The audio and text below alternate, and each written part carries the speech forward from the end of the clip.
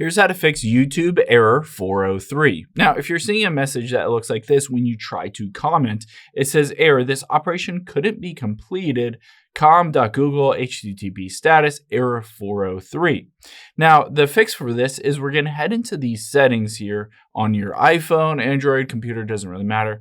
And we're going to scroll down and tap on general, and then scroll down again to the very bottom.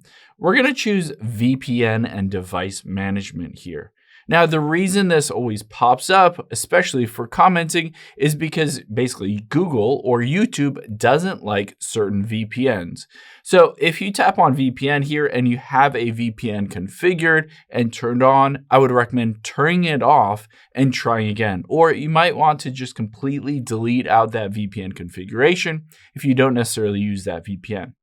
Now, that's the first place, but let's also go back out of here to the very beginning, tap on your name at the very top because there's another VPN hidden. Let's tap on iCloud and then scroll down a little bit to Private Relay. This is the built-in VPN on your iPhone. Again, if Private Relay is turned on, then your basically iPhone routing traffic, everything is through a VPN through Cloudflare. So I'd recommend turning this off and then just open up YouTube again, and you should be able to, at that point, make any sort of comments without getting that 403 error. I hope this helps. If it did, hit the subscribe button down below. Really helps me out. Thanks, guys.